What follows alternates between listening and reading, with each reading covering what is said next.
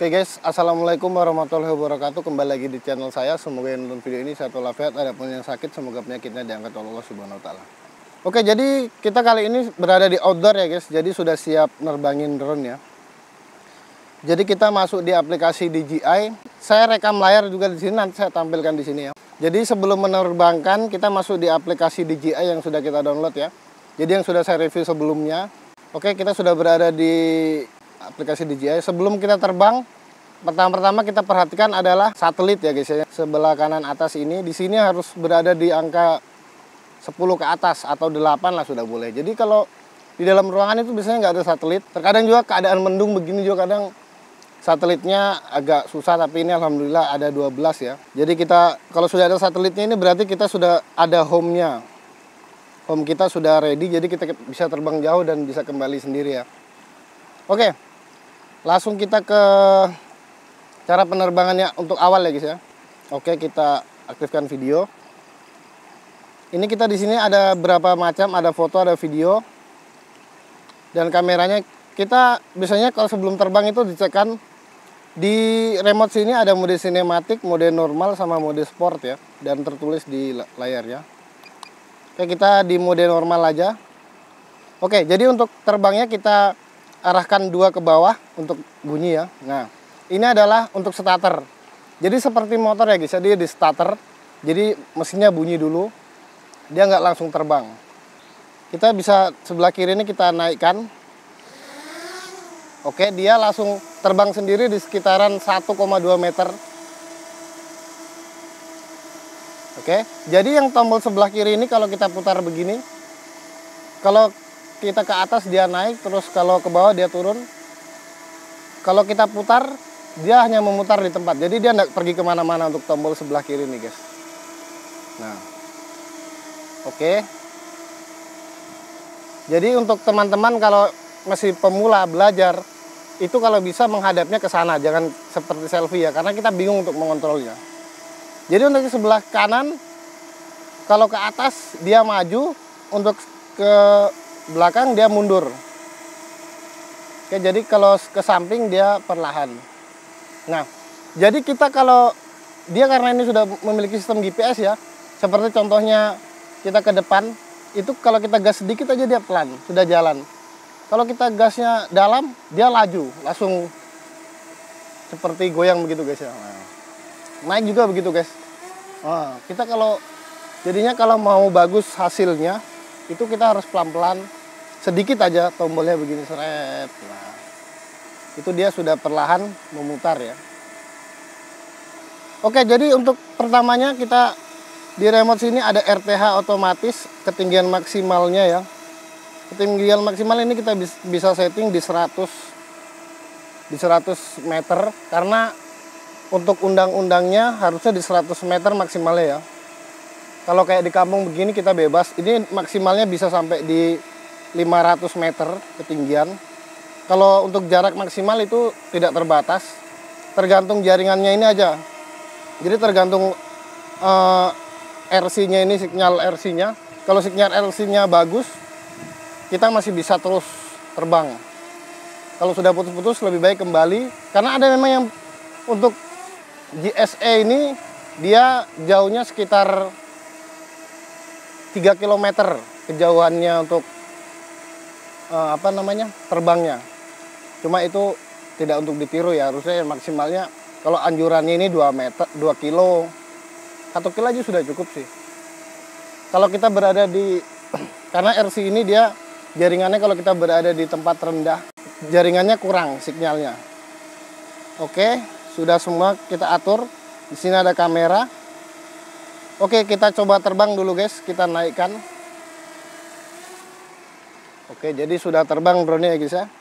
Oke, jadi kita sekarang berada di Batu Koba, kita lihat. Kita ini berada di ketinggian 11 meter ya. Oke, kita kasih mundur sedikit. Kita ini mendung agak gerimis, jadi oke, kita shot sekarang di Batu Koba ya guys ya. Nah, ini keadaan Batu Koba. Nah, ini laju sekali guys. Nah, oke, teman-teman bisa lihat gambarnya ya. Itu ada orang mancing. Nah, jadi teman-teman Oke, kita kasih kembali untuk cara mendaratnya ya guys ya. Jadi untuk dekat-dekat dulu karena untuk pemula ya. Oke, kita arahkan. Oh, atau kita tes home dulu ya. Kita nggak usah jauh-jauh sekali sih. Nah ya. Tunggu. Kita berada di ujung sana lah, sekitaran. Oke.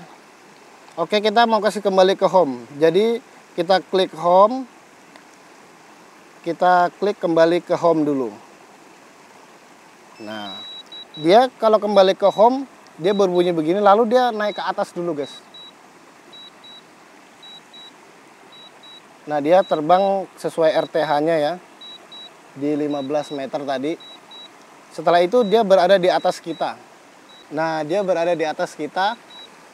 Lalu dia turun sendiri guys, ke awal.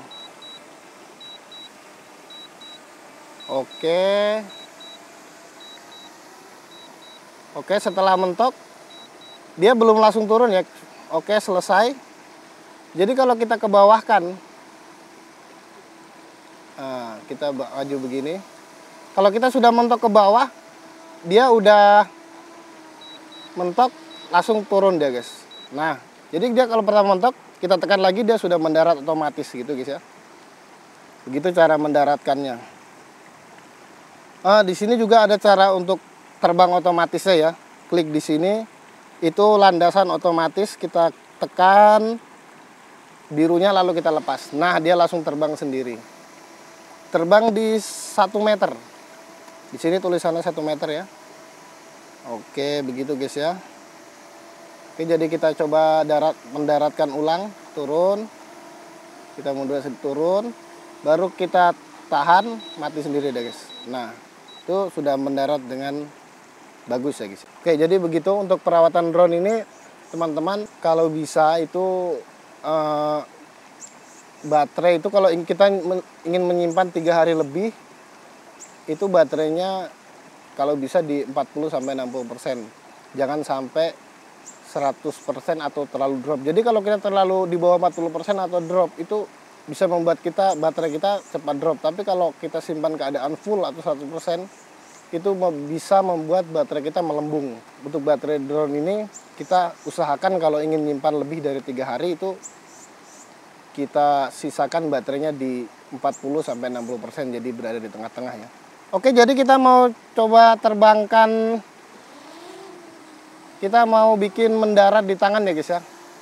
Jadi ini kalau untuk pemula tidak disarankan, karena kalau kayak kondisinya begini berpasir itu tidak bagus kalau kita turunkan, kotor.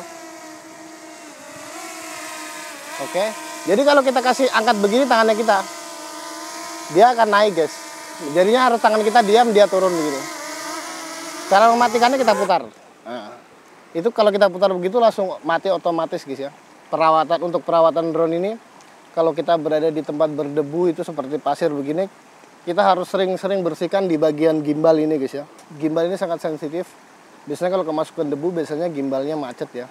Dan untuk part-part lain kita bisa semprotkan seperti di atas ini untuk penyemprot kamera lah. Oke, jadi sekian video dari saya. Jangan lupa like and subscribe biar bisa saya mengembangkan channel ini untuk video terbaru lainnya untuk tentang GQSA ini. Assalamualaikum warahmatullahi wabarakatuh.